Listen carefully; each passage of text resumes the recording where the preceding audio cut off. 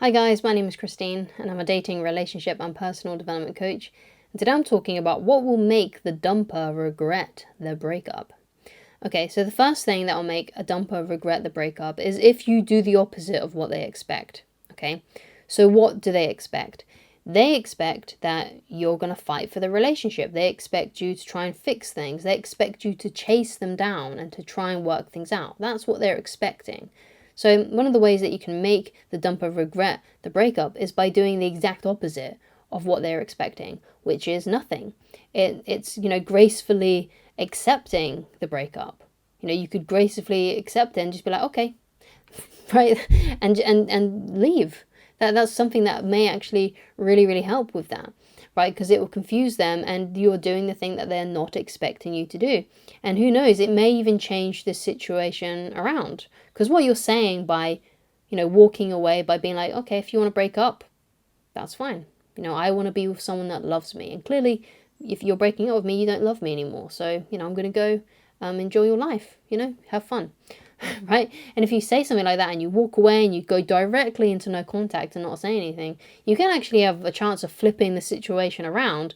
And that because it will confuse your ex so much, they may even start chasing you and be like, oh no, I'm sorry, I made a mistake, or whatever. And if you want your ex back, then maybe you accept them back. Or if you feel like this is a good thing, and you really want to find someone who does love you, who isn't going to behave in this way, who isn't going to break up with you, basically, then perhaps, you go and find someone else anyway. You just let them try and chase you and not let it work for them, right? Let them feel that mistake that they made. Because what you're doing really by, accepting it, you're calling their bluff, right? If they actually mean it, if they actually mean to breaking up with you, then if you accept it and you just bow out gracefully and you walk away, and you go into no contact, if they're bluffing and they don't really mean it, and perhaps they were just doing that to punish you, then they'll say, I'm sorry, and they'll start chasing you. And they'll say, oh, I didn't really mean to break up with you. Perhaps breaking up with you was too much of a harsh decision. That's what they'll do, right? But if they don't, and they really do mean the breakup, then you'll just never hear from them again. Because the good news is when you get broken up with, you're either going to get the ex back, or you're going to find someone better. Right? Now, usually an ex is an ex for a reason, so usually it's a good idea to actually just move on and forget the ex. So, that's something to consider, right? Just think about that for a moment, all right? If you want to watch my video on my audio book, basically on how to get your ex back, then go and check that out, because that can really help with that subject as well. I do go into that a little bit about why sometimes the best thing to do is to actually just move on from the breakup. So another thing that will make the dumper regret the breakup is if you just, start creating a better life for yourself. Think about like, okay, where do I want to be in 5 years' time? What kind of house do I want to live in? What kind of car do I want to drive? What kind of money do I want to be making? What kind of body do I want to have? Who would I want to be in a relationship with? What would I love my life to look like? And then you start working on that every day to try and make that a reality, right? So, you perhaps you want to make some more money, for example. So perhaps you start a side business or a side hustle if you already have a job. Or perhaps while you're in your current job, you're looking for a new, better paying job or something like that. Or let's say, for example, you want to have a nice, fit, healthy body. You figure out what that would look like, and then go and find someone online who perhaps was in the same shape that you're in now, who transformed their body into something really appealing to what you would love to look like, and then just see what they did and ask. Maybe you can reach out to them and ask them what they did to get the body that they want, and then start applying that information and start working on that every single day. Ask them, what did you eat? What kind of exercise would you do? Did you go to the gym or did you work out at home? Did you go running, or was it something like you did a martial art like taekwondo or karate or something like that? What did you do? And then, because you can do that with pretty much everything as well, using the idea of role models, right? So perhaps you would like to have some sort of business. Go and find someone who has a similar business to what you would like to have and ask them what they did. Pick their brain. Find out what they did to get there. But if someone has a particular house that you really like, maybe, you ask them. You say, oh, how did you get that house? What did you do? What kind of job did you have? What kind of money what was your deposit? Things like that. Asking them lots of questions to figure out how they got that house, especially if it's someone who bought a house recently, because obviously If, let's say, someone's got your dream house but they bought it 20 years ago, then obviously they was able to purchase that with a lot less money, or whatever it may be, right?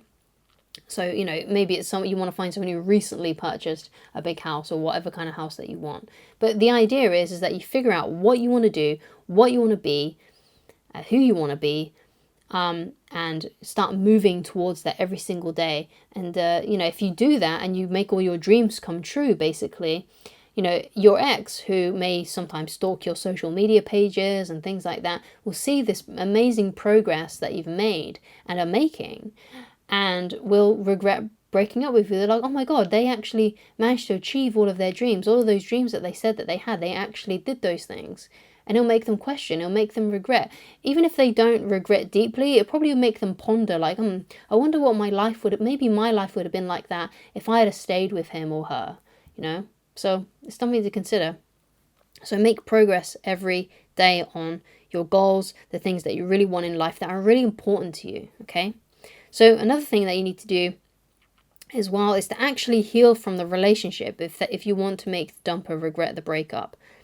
So what I mean by actually heal from the relationship is, don't race to find someone new. Don't race down the altar to make it seem like you've moved on because you're in a new relationship. Take a year out, especially if you're with someone for a very long time. If it's, let's say, someone that you was only dating for like 3 months, then perhaps just take like 6 months out of your life to just, you know, heal, get over it, do the things that you want to do, work on the things that you want to work on, you know, just do that. If you were together for years or a year, then I suggest taking at least a year and a half out to get over it and to so you can start feeling better. So how do you heal from a past relationship? So one of the things that you can do is you can just write it down, like write down an account of exactly what happened in that relationship. Now, make sure when you write down what's going on in your relationship and what happened in your relationship, that you're not writing it down in hopes that someone's going to read it, because sometimes when we write things because we write things in such a way that we're expecting someone to come across it one day and find it. Write it just for you. Write down the exact truth of what happened to you in this relationship.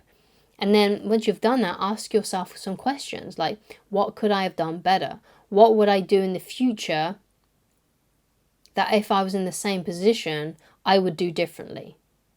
Right, asking questions like that. And that's how you sort of get around those things. Like, let's say you got into an argument with your ex and you said some things that you didn't mean. So, okay, that happened. What would I do differently? What would I do if I was in the same position again? What would I do differently? Right? You got to ask yourself that kind of thing. Okay? And that can really help with it. Another thing that really helped me, actually, quite, oddly, was when I first got out of my big main relationship, my first ever big main relationship, when I was about 22 or something like 22 or 23. I listened to a hypnosis by Michael Seeley. You'll be able to find it on his YouTube channel. He does lots of hypnosises and guided meditations on letting go of past relationships. Now that really, really helped me, especially because it was the first time I ever listened to it. And, I felt like I had like tears in my eyes. It was just amazing. It was an amazing experience. And so if you're interested in that sort of thing, then I highly recommend that you go and watch that. And well, not watch it, but meditate to it yourself. Just lay down and listen to it, or maybe you want to do it sitting up and just follow his words. And that was a really great journey for me, and I really enjoyed listening to that when I was going through that.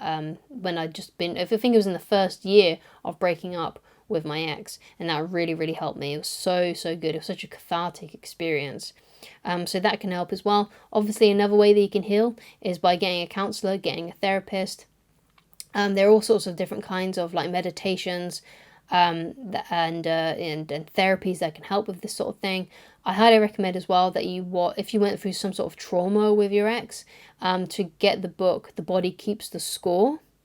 And that really helps with healing from certain traumas. Obviously, it goes into things like complex PTSD and things like that. So perhaps what you're going through and your hurt is not as severe as that, but it's definitely something to look into if you've had a hard time. I think it's valuable for pretty much anyone. So don't be too discouraged if you're reading it or you're finding out information about it and it seems like it's just for people that have had complex trauma, because it's not. I feel like it could help a lot of people in different ways to help heal from, bad memories that they have and things that they haven't quite healed from, things that they haven't forgotten yet, and it still follows them around and plagues them. Okay, so that's something that else will really help you heal from the relationship. That book, The Body Keeps the Score. Okay, so the last point I want to make is take time to enjoy being single before you start dating again. So that's another reason why you take that year and a half out. Because, sometimes the reason why people go from rebound, monkey branch into new relationships or go into rebound relationships is because they don't feel confident going alone. They don't like being single. It's almost like if they're not in a relationship, it messes with their identity. Like there's someone who just always sees themselves in a relationship. So it's really important that you learn to like being alone and to learn to like being single. Because I know, like, even though I'm in a very happy marriage, if something were to happen and let's say my wife did something to really disrespect our relationship, like let's say she cheated on me, for example, if my wife ever cheated on me and we broke up and we got a divorce, I know that I would be okay. Like I know that I would be able to, enjoy being alone. Because I know how to use my time wisely and I know how to use it in a productive way. I'm not going to be like, getting really desperate to get into a new relationship after a divorce with my wife. Like I know that I would enjoy having that year and a half out to just relax, just do my own thing, to heal, to get over it, before I started dating again. Like I know I would be okay.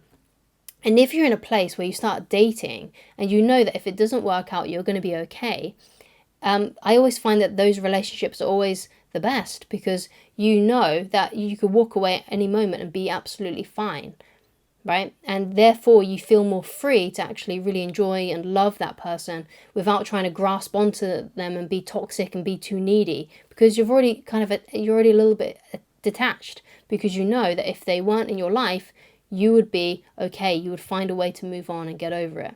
Okay. But if we're not, and we're fearful that we're going to lose our partner, that's when we end up losing them even further. That's when it can actually, it's like one of those paradoxes. The more you cling on, the more you're likely to actually lose that person because you're being too needy and because neediness is really unattractive. So you're not being attractive in those moments because you're just fearful of actually losing your partner. Okay, but when you let go and you actually don't mind being on your own, it doesn't matter so much. You can let go and you can just sit and enjoy the relationship and enjoy the joy of being in a relationship, basically. Okay, so that's something else to consider as well. Okay, so learn to enjoy being on your own. Learn how to, use that time wisely and productively in a way that you enjoy, that makes you feel good about yourself. Okay, don't use it just wasting away. This goes by that Viktor Frankl quote, which is, when a man can't find a deep sense of meaning, they distract themselves with pleasure. If you've gone for a breakup, don't distract yourself with food, alcohol, other pleasurable things, too many video games, watching too much Netflix. Don't hide from your life. Enjoy it. Find a way that you can use that time wisely, productively, working on a side business or working on a project that's really important to you, learning a new skill, exercising, getting fitter, getting healthier, reading non-fiction books or something like that. That will really, really help, right? Don't distract yourself after you've gone for a breakup. Find ways to heal and to get over it, not to distract yourself with pleasure. So thank you so much for watching. If you'd like to get in touch with me personally and you'd like coaching with me, then please go to www.christineloveridge.com.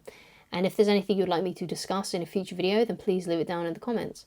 Thank you so much for watching, and I shall talk to you again very soon. Goodbye.